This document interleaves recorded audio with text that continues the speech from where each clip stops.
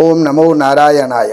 सज्जनों, वृश्चिक राशि वालों के लिए ये जो मई का महीना है ये कैसा रहने वाला है, क्या क्या उतार चढ़ाव इसमें देखने को मिलेंगे, तो ये जानकारियां हम आपको देने का प्रयास कर रहे हैं। लेकिन कुछ भी चीज पूछने से पहले सबसे पहली बात तो ये है, आखिरी तक तो आप वीडियो देखते नहीं है, जो भी हमारी सूचना है वो ऐसे कैसी रह जाती है। किसी भी जानकारी के लिए फोन करने से पहले ये आप देख लीजिएगा कि आपके पास जन्म की तारीख, महीना, सन, समय और जन्म स्थान है या नहीं है। अगर ये चीज नहीं है तो आपका फोन करना व्यर्थ हो जाएगा, तो इनका होना जरूरी है। दूसरी बात ये है, अब वृश्चिक राशि वालों के कुछ ग्रह चेंज हुए हैं। वृश्चिक राशि के सबसे पहली बात यह है कि शनि की ढैया चल रही थी, वो शनि की ढैया समाप्त हो चुकी है और बृहस्पति आपके सप्तम स्थान में चल रहे थे। बृहस्पति अब आपके 8वें स्थान में चले जाएंगे, जो कि अच्छे परिणाम देने वाले नहीं है।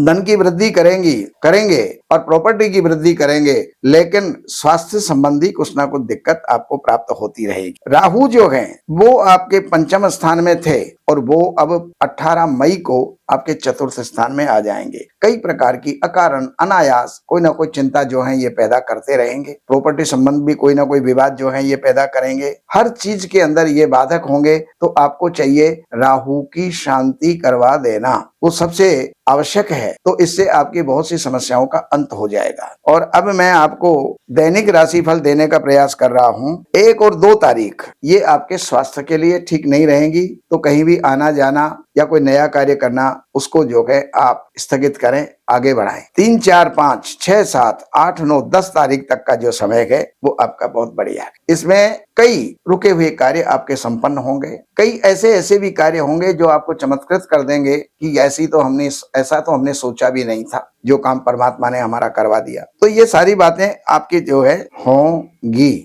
चलो गुरु, तो ये सारी बातें आपके जीवन में होंगी। अब मैं आगे चलता हूँ। 11 और 12 तारीख ये 2 दिन आपको नुकसान दे सकते हैं, इसलिए कहीं कोई इन्वेस्टमेंट या देन लेन इससे आपको बचना चाहिए। 13, 14, 15, 16, 17, 18, 19 तारीख ये 7 दिन आपके लिए बहुत ही महत्वपूर्ण है। रुके हुए जितने भी कार्य हैं उनको आप पूरा कर सकते हैं और पूरे होंगे भी।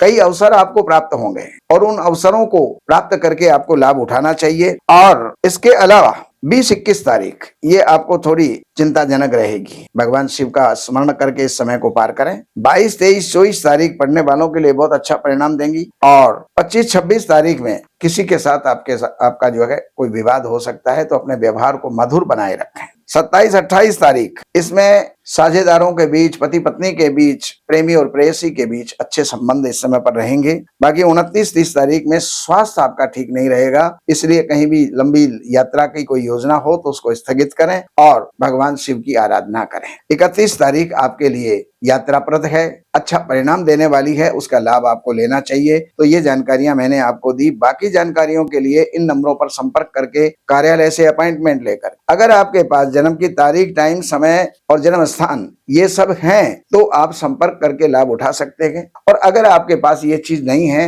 तो फोन करने से आपको कोई फायदा नहीं होगा। तो ये जानकारी मैंने आपको दी। बाकी एक विशेष सूचना और दे देता हूँ। हमारे नमो पूजा के माध्यम से आपके जीवन में किसी भी प्रकार की कोई पूजा है, चाहे 16 संस्कार है, चाहे कोई कथा है, कोई हवन है, कोई शांति है, कोई अनुष्ठान है, ये सब आप हमारे माध्यम से आप उनको संपन्न कर सकते हैं। जहां भी आप रहते हैं दिल्ली NCR में, वो जो है आप हमारे संस्थान में भी करवा सकते हैं। और आपके घर व्यापार के ऊपर भी जो है वहां पर आप करवा सकते हैं। और विदेश में रहने वाले हैं या दूर प्रांतों में रहने वाले हैं तो इन नंबरों पर संपर्क करके और विशेष आगे की जानकारियां आप लेकर के लाभ उठा सकते हैं। ओम नमो नारायणाय।